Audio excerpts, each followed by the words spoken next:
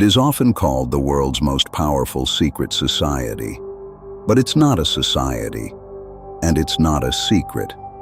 Bilderberg is not a myth. It is a documented reality. The question is not whether some of the most influential people in the world meet there. We know they do. The real question is why a gathering of this caliber operates with limited public transparency around what is actually said inside. No live streams, no press access, no public minutes. Forget the robes, the ancient rituals, and the mystical symbols. This is what modern power looks like. The annual attendee lists are a matter of public record, reading like a directory of global influence, elected officials, tech CEOs, central bankers, senior media figures, academics, and senior defense and security figures, all sitting down for a private weekend. If you look at the official Bilderberg website, they state clearly that it is merely a forum for informal discussion. The meetings are held under the Chatham House Rule, meaning participants are free to use the information they receive, but they may not reveal the identity or affiliation of the speaker or any other participant. Bilderberg states that there is no detailed agenda, no resolutions are proposed, no votes are taken, and no policy statements are issued. That explanation may be entirely true, but it doesn't silence the critics. Because when people with that much leverage meet privately behind a security cordon, even without formal votes, influence can move. Ideas spread, which brings us to the core tension of the Bilderberg group. If nothing is actually decided, why does it matter so much who is in the room? Bilderberg was not born in a dark occult temple. It was born in a Dutch hotel, fueled by Cold War anxiety. The year was 1954. Europe was still physically and economically recovering from World War II, and the ideological lines of the Cold War were rapidly hardening. Western leaders were growing increasingly concerned about Soviet influence, coupled with concerns about anti-American sentiment in parts of Western Europe. The future of the transatlantic alliance felt incredibly fragile. To bridge this growing divide, a discreet gathering was organized at the Hotel de Bilderberg in Oosterbeek, Netherlands, from 29th to 31st May, 1954. Initiated by political figures like Joseph Rettinger and Prince Bernhard of the Netherlands, it wasn't the work of a single mastermind. It was a collective effort by Western political, economic, social, and cultural figures to get on the same page. The origin of the group is entirely a matter of public record. According to the official Bilderberg website, that first meeting in 1954 was created with a specific stated aim: to foster dialogue between Europe and North America.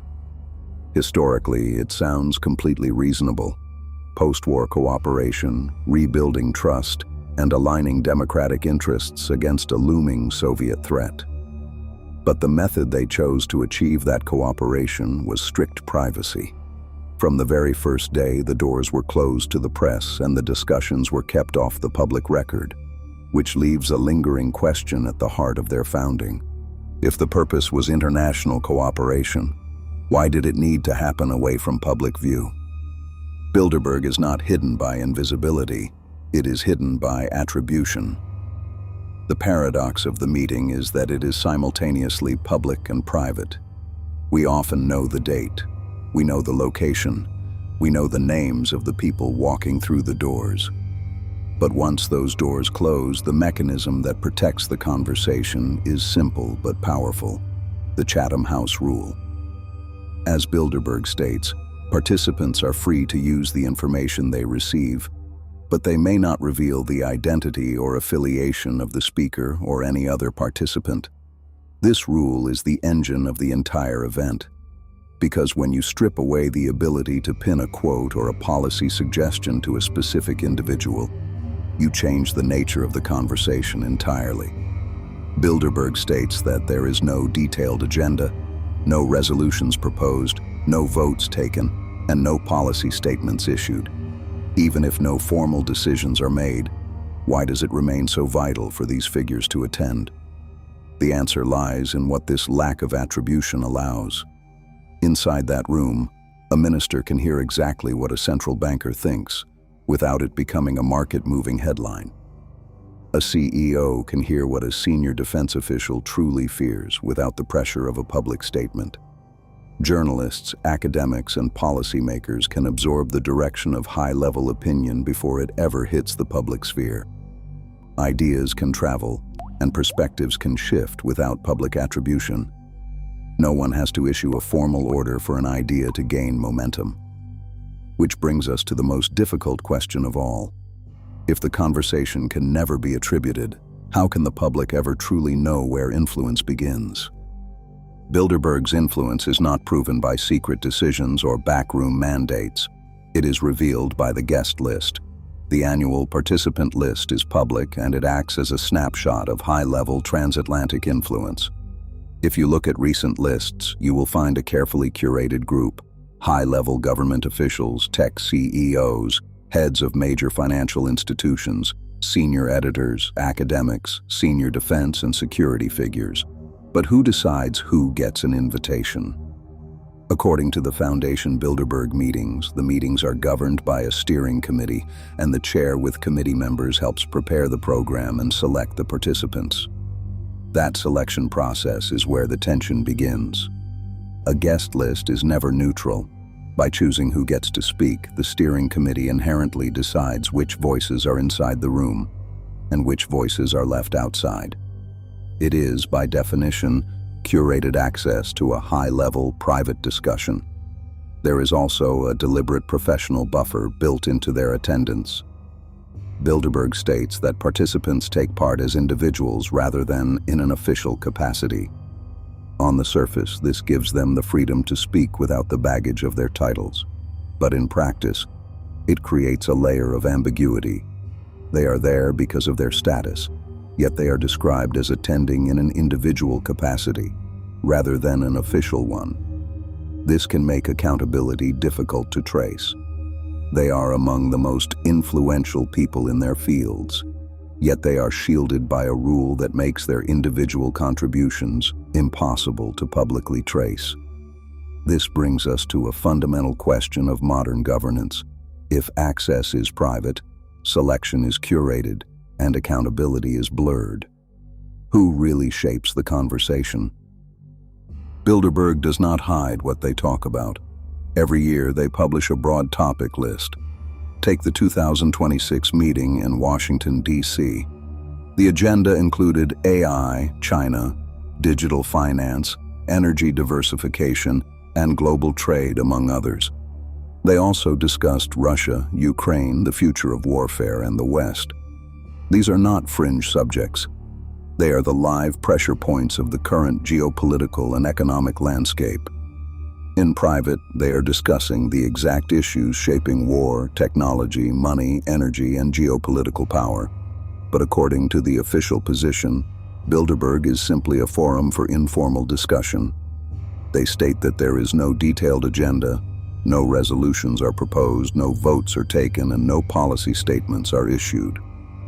A broad topic list tells the public what category of world events was discussed. It does not tell the public what arguments were made, who pushed which view or which ideas gained traction, nor does it reveal what assumptions were carried back into government, finance, media, or technology. The issue is not that the public knows nothing. The issue is that the public knows just enough to see the outline, but not enough to see the influence. When the agenda is public but the conversation is not, how much transparency is that really? Not every closed-door meeting is automatically corrupt. Diplomacy, intelligence, business, and crisis management often require spaces for private conversation. This is the strongest defense of the Bilderberg model. According to their official position, the private nature of the meeting allows participants to attend as individuals rather than official representatives.